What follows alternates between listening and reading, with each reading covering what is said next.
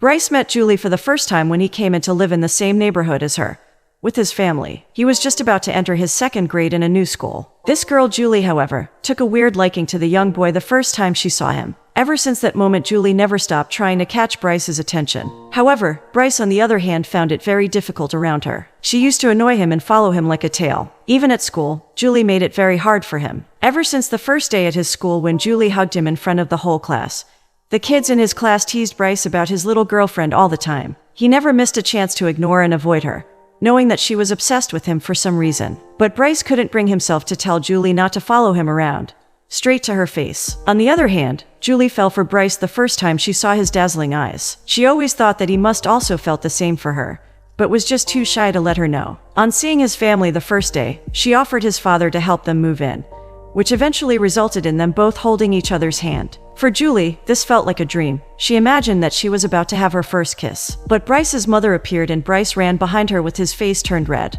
Ever after that incident, Julie wanted to help Bryce lose his shyness. Following him around and hugging him in front of the whole class was all for the same reason. In the 6th grade, however, Bryce came up with a plan to get rid of Julie for good. He asked out the most popular girl in his class, Sherry, who Julie didn't like for some reason, and it was perfect for Bryce. He held hands and acted like a real couple with Sherry when in front of Julie. His plan was coming along perfectly. Julie stopped talking and annoying him at school, but his plan soon blew up in his face when one day his best friend, Garrett, who had a liking of Sherry himself, revealed Bryce's plan to her. On finding out what Bryce was up to, and that he was using her, Sherry broke up with Bryce, slapping him on the face. After that incident, as the word got to Julie, she got back to her usual self, even sniffing his hair from behind. Bryce was obviously creeped out of his skin, hoping that things would get better in the next grade and they would have different classes. For Julie, the chapter about Sherry and Bryce dating was very much the same. She knew that Sherry was an annoying girl who never paid attention to anyone but herself. Julie thought that it was Sherry who wanted to take Bryce away from her using her lust,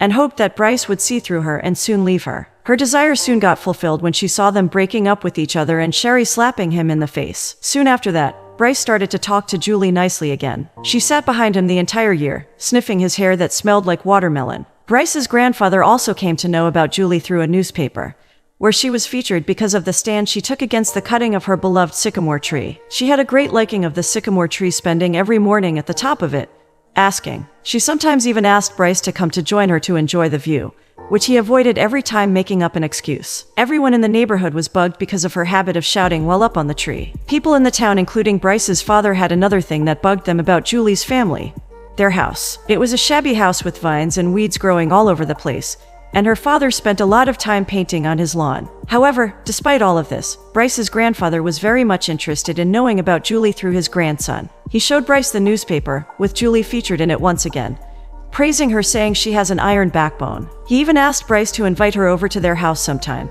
but the young man just didn't get why his grandfather showed interest in the annoying girl of his neighborhood. For Julie, on the other hand, the sycamore tree was more than just that. It was when one day her father told her about the beauty of the landscape to her, which she didn't understand at first. But on reaching the top of the tree, the girl could see the entire town, the fields, and the sun rising over the horizon. It was the most beautiful place for her, where she would climb up every morning to feel the cold, tingly breeze on her skin. She understood what her father wanted her to know about the beauty of the landscape. The girl slowly grew to love the tree for what it showed her and made her feel. One day, however, she saw some woodcutters with their machines approaching the tree. They planned to cut it down at the request of the owner of the land and asked the girl to climb down. She cried for help from the kids and Bryce, who was passing by the scene. Despite several desperate cries of Julie, none of the kids came up to help her protest against the cutting of the tree, leaving her alone. The firemen soon came to the scene and her father was called. Julie's father eventually talked her over it, and the girl got down from the tree. The next couple of weeks after that, Julie kept silent,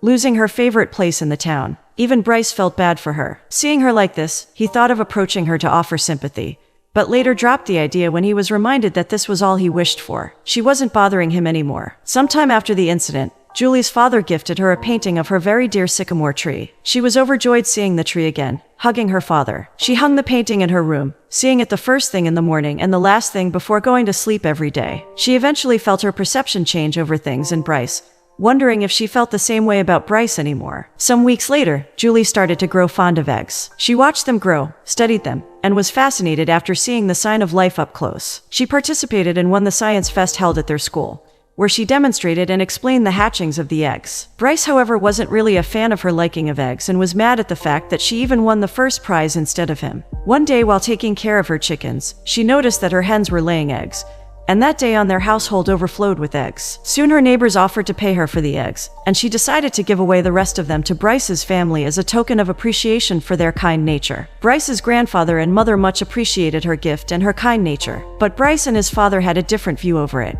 Both of them didn't like receiving eggs from the girl. His father asked him to return the eggs. Bryce didn't want to say no to her and came up with an idea to throw her eggs whenever she delivered them to him. She was happy to share the eggs with his family, and he disposed of them with the garbage.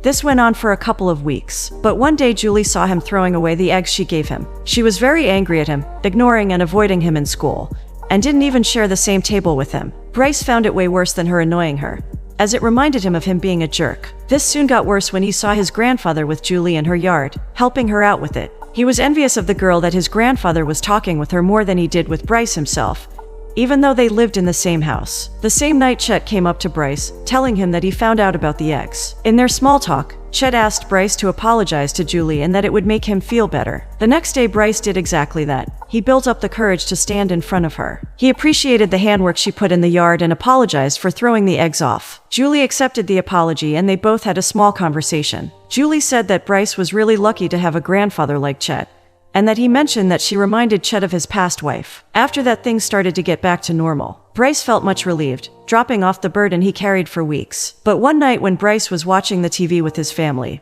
his father got into a heated argument with Grandpa Chet. His father was furious with Chet for spending time with a stranger, rather than his own grandson. He also mocked Julie's family, calling them clumsy and weird. To this, Chet replied furiously that the family had several problems and disclosed why they couldn't maintain their lawn or their house. He mentioned Julie's uncle had a brain abnormality due to his neck getting wrapped around with the umbilical cord when he was a baby, just like Bryce. Bryce's mother walked away hearing the argument, his father behind her. Chet revealed to Bryce that he also had his neck wrapped around, but fortunately, the doctors managed to detangle it before any further harm. Chet and Bryce went out to take a walk outside where his grandfather told him that Julie was a very special girl. He mentioned to him how they both talked for hours about the feelings she felt while she was on that tree. This thought was stuck in the mind of Bryce. He kept thinking of her all night, how she talked about the feeling of being held above the ground, and having the cold breeze touch her hair. This was not how a kid talks, and he slowly started to get fond of her. Going back to Julie's home, before she fixed her yard, she asked her parents to let her do it, revealing that Bryce called her yard a mess. Her mother was shaken and hurt severely by this and insisted her husband to do something about it, whereas Julie's father, although wanted to, but couldn't help the decision. It was because he had to take care of his brother, to which Julie's mother asked him to put his family first. They argued over and started yelling at each other before they knew it, but later both apologized to Julie for the argument at the table. The next day, Julie decided to fix the lawn by herself when Chet came in to help her with it. He mentioned that he read about her in the newspaper and that his wife would have done the same if she was there, and she would have stayed up the tree with Julie all night long, if that was what it would take to save that spectacular view. They both talked over things like the sycamore tree and her likings the whole time they fixed the yard. Her perception of her friends gradually changed. Eventually, she found herself losing interest in Bryce. On the other hand, Bryce had Julie all over his mind. He kept looking at her in the classrooms. This worsened when his mom announced at his family table that she is going to invite Julie's family over for dinner. Bryce's father and Bryce himself were against this decision, but it was no use. The lady had already made up her mind. At school, Garrett found the newspaper article featuring Julie in his folder, and Bryce had no cover-up left on him. He and Garrett later had a talk about his sudden interest in Julie. Garrett told him that he didn't actually like her. He just felt bad for throwing the eggs she gave him away and insulting her yard. Garrett kept making fun of Julie and eventually about her uncle who was mentally challenged. Hearing his friend crossing the line, Bryce had enough of it. Giving off a fake laugh to Garrett, Bryce left him in the library and went home. Bryce then admitted that he in fact grew feelings for her, as he felt wrong when Garrett insulted her. This was never like that before. However, Julie heard everything that Bryce and Garrett spoke. When she was studying in the library, a friend of Julie came up to her, mentioning that she found out that Bryce had a huge crush on Julie and that she saw him looking at her. Julie denied it at first, but then her friend dragged her to where Garrett and Bryce were talking. Both the girls started eavesdropping on the boys. When Garrett made fun of Julie's uncle and Bryce laughed about it, Julie was devastated by this and lost all her feelings for Bryce at that very moment. On the same day, Julie, who was watering her lawn, saw her dad leave the place for his brother Daniel's birthday. Knowing this, Julie insisted on going to see her uncle too. and they both went to the apartment Daniel was staying in. At first, Daniel was scared of Julie, but they later patched things up as he came to know that she was his niece. And Julie's dad presented all the gifts he brought for him on his birthday. All three of them then went to the ice cream shop to celebrate the occasion. However, in the ice cream shop, Daniel caused a huge commotion by dropping his ice cream. He instantly came back to acting normal when Julie gave him another cone, and the three soon went back to the apartment, saying goodbye to Daniel. After the incident in the shop, Julie understood why her father couldn't take care of his brother on his own and why things got out of hand. On getting back home, Julie's mother revealed that their family was invited to dinner by Bryce's mother. Julie and her father both were not at all excited about it, knowing what the Bryce family has treated them like, insulting Julie and making fun of their problems. However, noticing how excited and lively Julie's mother was about the dinner, both of them agreed to pay a visit to the family. Julie watched the painting her dad made for her as she got ready for the party. She thought how Bryce never was her friend, and never was there for her in need. She was about to tell her mom that she didn't wish to go to his house, but seeing her mother so happy about the dinner, she couldn't bring herself to say it. On the flip side, Bryce was secretly excited and was getting ready for Julie as the bell rang, and she was already at their doorstep along with her family. As the two families greeted each other, Bryce came up to Julie. He told her she was looking pretty, but she told him that she heard how he and Garrett made fun of her uncle at the library, and not to speak to her ever again. Before the young man could understand what just happened, she left him and went on to join the conversation between her father and Grandpa Chet. Bryce stood there speechless and embarrassed. However, gathering up the courage to speak to her again, he apologized, saying he knows what Garrett said was wrong, but he couldn't justify himself by laughing about it and not saying anything to his friend. She took a seat with her family at the table, leaving him yet again, calling him a coward for not being able to speak up to his friend. At the table, she sat in front of him, not uttering a word to him, not even looking at him. Unknown to the cold conflict between the two kids, the families chatted on various topics. Bryce's father brought up the topic of the sycamore tree, saying that he was relieved that it was cut down. On this note, Julie's father commented about how for some people it was the jewel of the neighborhood. Bryce wanted to speak up too, but didn't, as he did not want to go against his father. The family continued to chat when Bryce's father stirred up the conversation by asking Mark and Matt, Julie's brothers, about their future plans, to which the brothers revealed that they plan to focus on their music career after high school.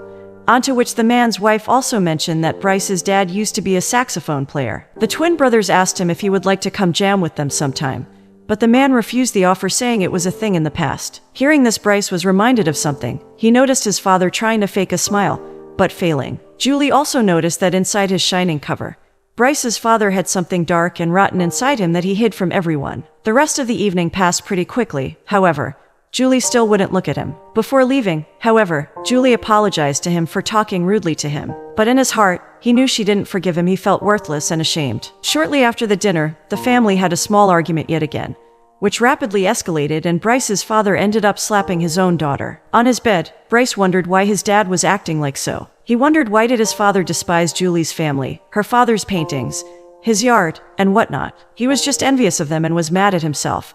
But the young man couldn't think of the reason for that. But whatever the reason may be, it didn't matter anymore, as he was no longer a part of Julie's life. He thought to himself, whereas Julie slept peacefully that night, not having to think about Bryce anymore, and grateful to the family she had. Soon at the school came the basket boy auction event, where the girls would bid to have lunch with the boys presented on the stage to them. Bryce was terrified by the fact that he was supposed to go in front of the stage where the girls were going to bid for him. On the day of the presentation, he was nervous if Julie was going to bid on him. However, he heard her bid on Eddie, a nice boy in the class for who no one else was bidding for. While the prettiest girl in the school, Sherry, won the bid to have lunch with Bryce. At the lunch table, he could not think of anything else but Julie enjoying and laughing behind Sherry, having lunch with someone else. He stood up from his chair and pulled Julie out of hers, grabbing her hand. He closed his eyes, leaning in to kiss her. Julie, however, pushed him back and went out of the room filled with people, who were now laughing at Bryce for blowing up his first kiss. As he walked out to chase after Julie, Garrett caught up to him. He was furious at Bryce for leaving Sherry for someone weird like Julie. This time, however, Bryce did not stand listening against her and pushed Garrett away, saying that he wouldn't understand. He walked home with dirty dishes in his basket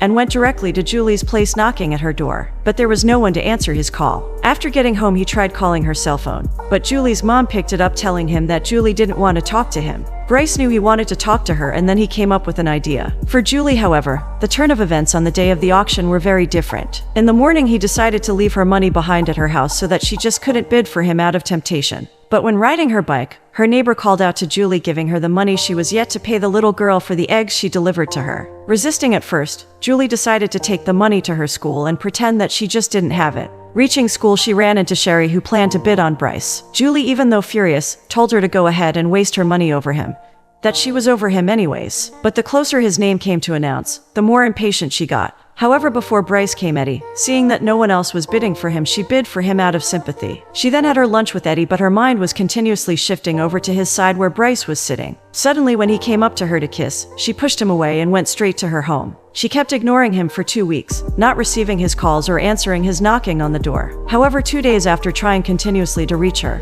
he stopped. Julie thought she got rid of him, but little did she know that he was out there digging a hole in her garden. She was about to ask him to leave when Julie's father told her that he himself gave him the permission to dig that hole. She gazed out the window, watching him ruin her garden, wondering how her father could approve of this. Suddenly, the boy moved out of her view, only to come back with a big plant in his hands. He put the plant in the hole he dug and started covering it up. Soon, Julie realized it was a sycamore tree that he was planting for her in her garden. She walked up to him, looking at her once again dazzling eyes, which she fell in love with the first time she saw them. He was also reminded of the first time he saw Julie run up to him as he came closer to her.